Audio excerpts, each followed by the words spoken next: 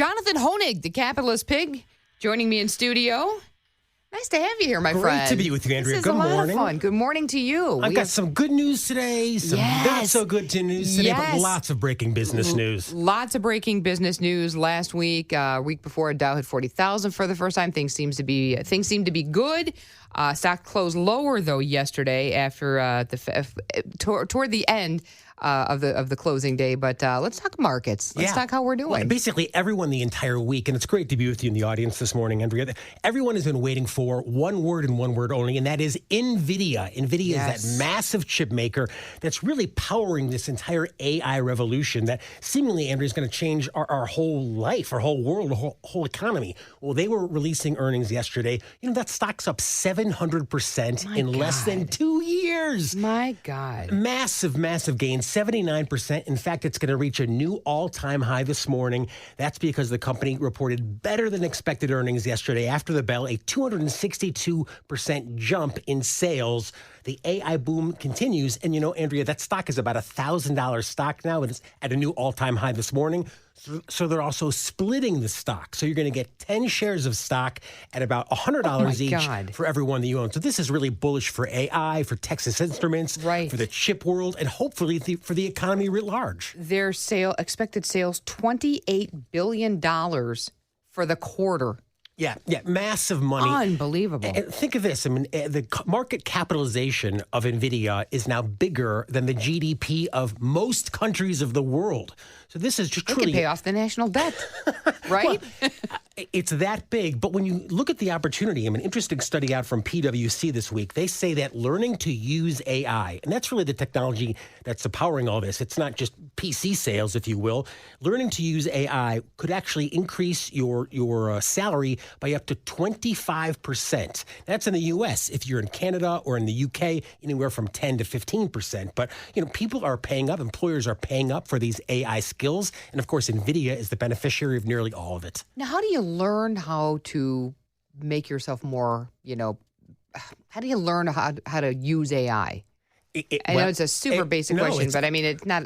Is it a college course? I mean, how it's are we? It's all of that, Andrea. There's courses being taught on it. There's online reviews being taught on it. I mean, this is a whole new area of knowledge that companies, legal, medical, financial, are looking to hire people who have expertise in. And even if you've played around a little bit with ChatGPT or some of these mechanisms, they're pretty outstanding. They're pretty unbelievable. I mean, my sense is, Andrea, one day, we're going to be sitting at home, relaxing, having a mojito, and everything's going to be done by AI pretty soon, because it certainly does seem like that. Even narration and audio in many cases has been replaced by AI. So the stock's going to be up about 7% this morning. Again, new all-time high. And that's where the action is. And basically the whole year, it's been all about AI and NVIDIA, and continuing it on this morning once again. And so should we be embracing AI instead of fearing it? Because I know every time someone hears AI, people, especially myself, kind of scary. Over, say, 40 are saying, "Oh God, here we go with the, they're gonna take over. We're not gonna have jobs. AI is gonna be doing everything." Should we take a different approach to AI and almost, as I said, embrace it and kind of learn more about it instead of kind of shunning it and saying, because this does appear to be, the direction we're heading in. Well, it's frightening. Look, it's frightening to imagine that, your job could potentially be replaced or changed by AI. I mean, that's what the Luddites thought. Like, the Luddites were against technology writ large. And even, Andrea, you could probably remember in the early days of the internet, people were hesitant to put their credit card online, right? Absolutely. Oh, I don't want to put my credit card on the internet. Right. I'm not going to give my social or my credit card, anything like it. My cell phone, you don't want to give your phone number out. That's changed as people become more comfortable. And of course, the internet has become more part of our lives. And even now we see AI being integrated into search browsers, into social media. So my sense is that it won't always seem like this scary, dangerous, other type of technology. It'll seem, if you will, as American as apple pie. And I guess the good news is this technology is being developed in America. Not in Europe, not in the Middle East, not in Canada, but in the freest, most prosperous, individualistic country in the history of the world. Despite all the politics these days, that's still the USA. Yeah, Nick, jump in. Well, I'm curious if I want to make some money and there's going to be a stock split with NVIDIA. Yeah. Does that mean it goes up? Well, we don't know, but now would be the time maybe to invest a few pennies into this, right? Well, certainly it makes the cost per share lower, Right. right? And for people who have limited means, it's much easier to buy a $100 stock than it is a $1,000 stock. But, the truth is, Nick, the percentage change is the same. Whether you buy one share at 1,000 or 10 shares at 100, the stock goes up 5% or down, but you're going to lose exactly that much. And I tell you, that notion of needing to buy, a low price stock, it used to be much more applicable when commissions cost a lot of money, right? And now we pay zero for commissions. So it always comes down to your own portfolio, your own time horizon. And I have to say, Nick, if you truly have a long-term time horizon, this isn't financial advice, but you want to buy leading growth companies and hang on for the long term.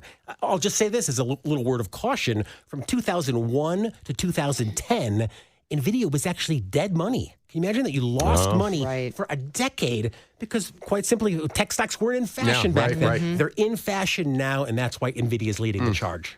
All right, now that's part of the good news, but I'm curious. You had another story here that J.P. Morgan warning that the S&P 500 could tumble 20% by the end of the year. Yeah, well, look, we were at new all-time highs just this past week, and they're among the few pessimists out there now. You're exactly right, Andrea. I mean, basically, J.P. Morgan's saying that you've got high equity valuations, and they're right. I mean, equities are not cheap. They see the market potentially falling as much as 21% before the end of the year. That'd be a pretty dramatic move. We're talking about, 8,000 Dow points. And one of the major culprits, Andrea, is inflation. It's almost bewildering to me that the President Biden is taking victory laps on inflation when 6 in 10 investors say that their expectations about retirement have changed dramatically because of inflation. I mean, 50% say that their dreams for retirement have been delayed or canceled. This is a new study by Nationwide Insurance. So inflation is really wrecking everyday Americans, Andrea, even at a lower level. And that's why, unfortunately, it's just not a winning issue for the president right now. That's a significant number. More than 50% are pushing retirement back. Or actually, or instead of going, say, 60, 62, they're going 65 or even later now. Yeah. And, the irony is that, many in the White House, many in Washington say, well, it's all in your head. The economy is really doing much better. Right. But look at some of these stats. I mean, 2 years, shelter costs are up 20%. Energy prices up nearly 40%. Grocery prices up 20%. And we're all seeing it. So absolutely. This is really weighing on Americans. And it's very basic, simple, maybe crazy question. Will that ever go back down? I know we're never going to see prices like we did pre-pandemic, but will that ever come down to a normal level? Well, the funny part, you look back at history, Andrea, I mean, in the mid-1970s, say 1976, 1975, Ford and Carter thought that they had inflation licked. I mean, they thought interest rates had come down from about 8% to 6%, but Jimmy Carter kept spending, especially in the early part of his term, and ultimately we saw inflation and interest rates rise above 10%. So inflation wasn't started because of greedy corporations or nefarious Wall Streeters. It started because of the prolific spending in Washington, D.C., before and after the pandemic. And, look, I'm an economist, Andrea. I don't have a crystal ball, but my sense is if you look from history, unless the spending in D.C. stops, the inflation won't stop. Maybe it comes down. But, just this week, you've got Biden giving out more money for student loan borrowers. That money, of course, comes from all of us, from taxpayers.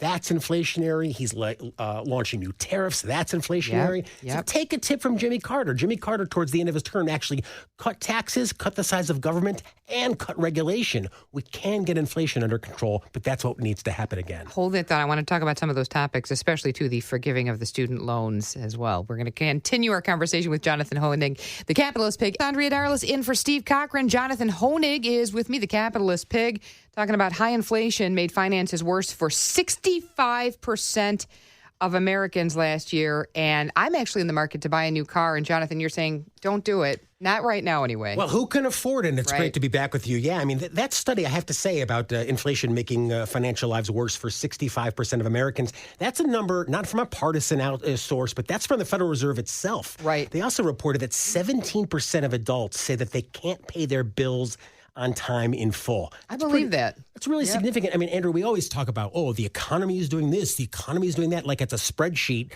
somehow divorced from all of us. Right. We are the economy. Yeah. The fact that, almost two-thirds of Americans cannot pay their bills on time, not to mention the fact that the old government's debt is reaching an all-time high. I think this is very sobering for the future. Absolutely. And who can afford to buy a car right now, especially at the prices they are? We were talking about your first car and my first car. And again, that was a long time ago. What did you pay for your first car? Oh, my very first car, it was a 1986 Mercury Tracer. I think I paid $3,000 for it.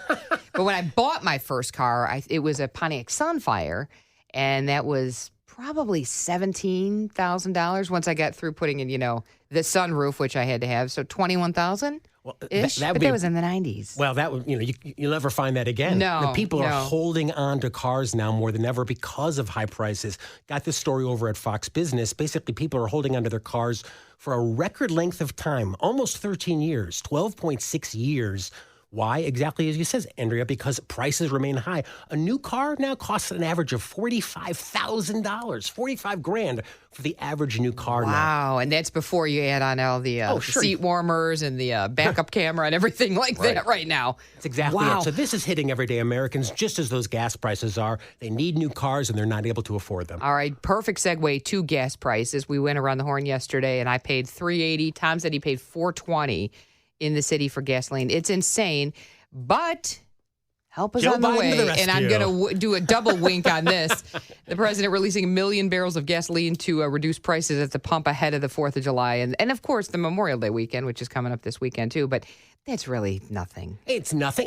Maybe I'm not a political guy, but isn't the Strategic Petroleum Reserve supposed to be like, when the Russians are attacking, we got to keep Air Force One in the air? Right. It's supposed to be for an emergency. Yeah. Not the fact that we have inflation. And in fact, what inflation is, Andrea, is a general rise in prices. Mm-hmm. It's why we're not just seeing gas go up. We're seeing orange juice and copper both at all-time highs just this last week. So Biden is pulling yet another political move now. Mm-hmm. I don't know if it's the equivalent of buying votes from voters, but as you said, he's making a big to-do about releasing 1 million barrels of gasoline just ahead of the 4th of July holiday. And prices at the pump are higher. They're almost $3.60 a gallon. That's about 4 cents higher from a year ago. And he's hoping this is going to kind of engender some favor with the voters, but it's not going to make any significant change in the cost of energy long term. You might get a week or two with slightly lower gas prices. Biden could, supposedly take a victory lap from that, but we pay for it, and the inflation isn't going to change as a result. No, it's not going to go. And it's up, 4 to 7 cents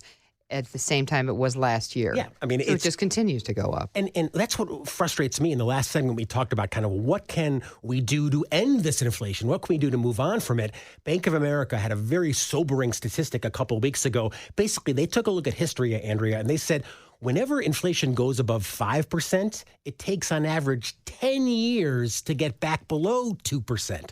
So that puts us at about, 2031? Right. 2031. We're still years and years before we could ultimately get inflation under control. Modern day Sisyphus just climbing up that. It's just terrible. I have to do a Greek mythology reference. Yeah, climbing up, pushing that rock up the hill that's never going to come back down.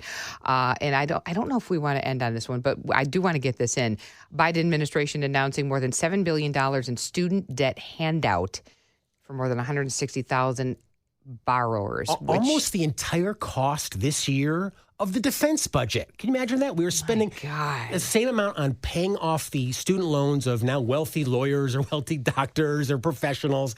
And of course, it's those who didn't go to school, those who did pay off their loans, who are subsidizing all of that. Andrea, the government can't just make up money. Someone has to pay for it. Milton Friedman told us there's no such thing as a free lunch. So exactly as you said, Joe Biden is handing out another $7.7 billion. It will clear the debt for 160,000 borrowers. I believe tremendously inflationary, but I guess this is his campaign to try to buy votes, whether it be with gas prices or forgiving student loans, and hope that it works for 2024. How can you help people? How can we help ourselves? All of this? You need to take responsibility for your finances. No one else will. And one of the frustrating things that Andrea has been seeing, I think, an element of keeping up with the Joneses over the last couple of years. I mean, Americans are sitting on record levels of credit card debts. I'm Gen X. Gen Xers have about $11,000 in credit card debt, according to Experian. And keep in mind, we're paying upwards of 20% in interest. There's no way to dig yourself out of that hole. So don't be like the government. You can't simply print more money. Take this opportunity to think, especially considering the market's at all-time high. I mean, that has been the one positive thing about the economy, Andrea. The market's doing well.